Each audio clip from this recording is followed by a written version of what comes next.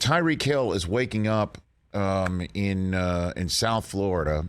He said he's coming home, Tyreek Hill, going to back home to Florida.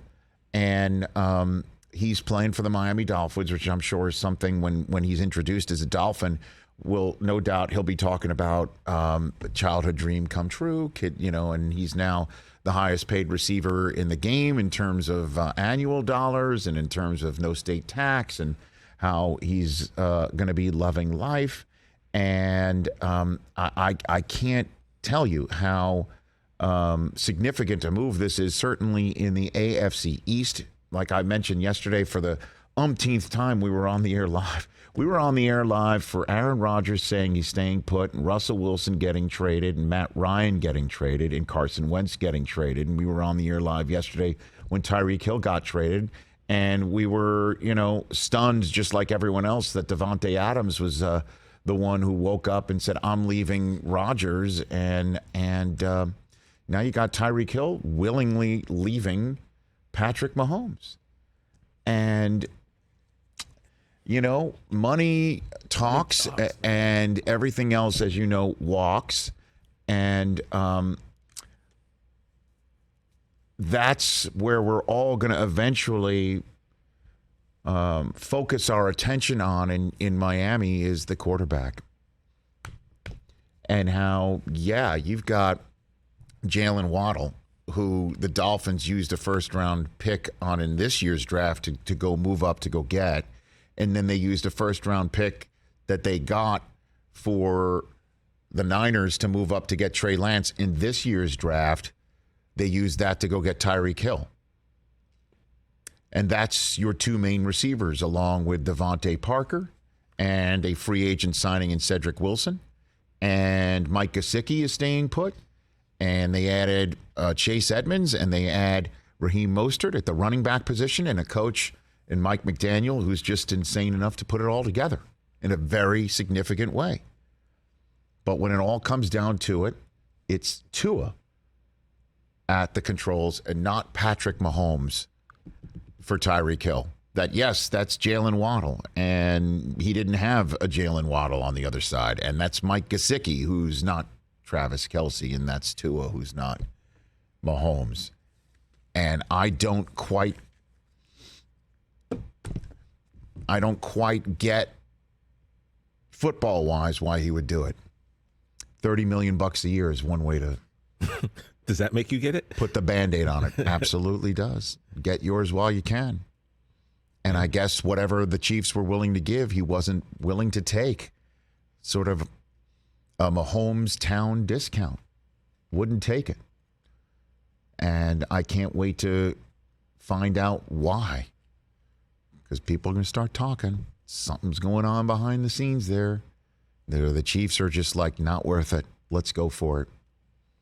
And the Miami Dolphins, let's see. Like I said yesterday, they no doubt saw Bills versus Chiefs and Mahomes. You might need 40 to win. You might need 50 to win. Bills kind of did. And, it would help to stop the opponent when you're up with 13 seconds to go. But you know what? You got to get your offense going. You got to put it out there. Certainly when Watson is part of the conference mix once again, and Matt Ryan's now there, and Russell Wilson's now there, and you've got an arms race, and you need a legs race, and that's why Tyreek Hill did it. But when it all comes down to it, you got to wonder, is it going to be a moment where Tyreek's like, yeah, Pat would have gotten that to me.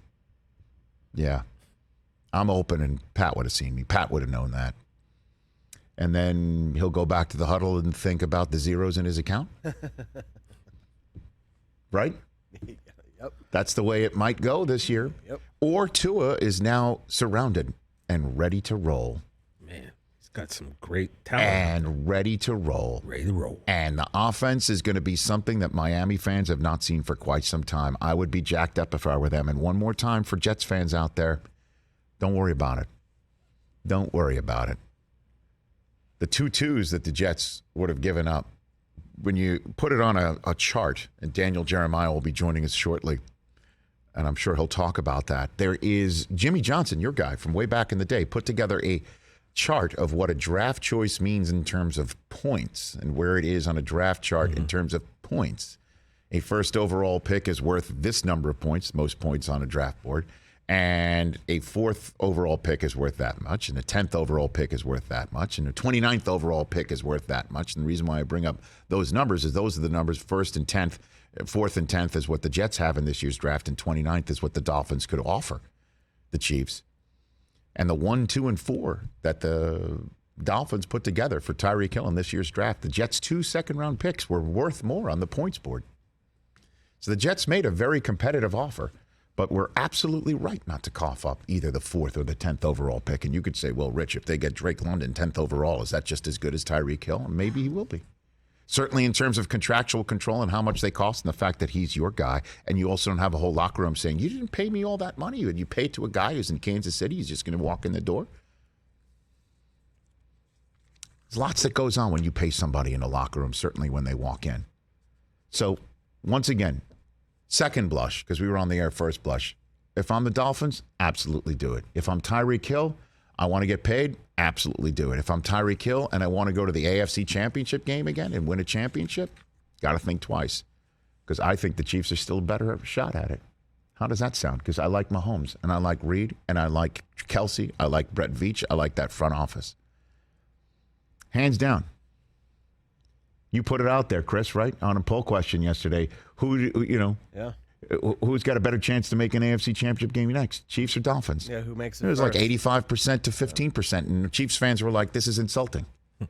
Yeah, Chiefs fans not happy. Certainly when you also threw out there, is this the end of the Chiefs dynasty too?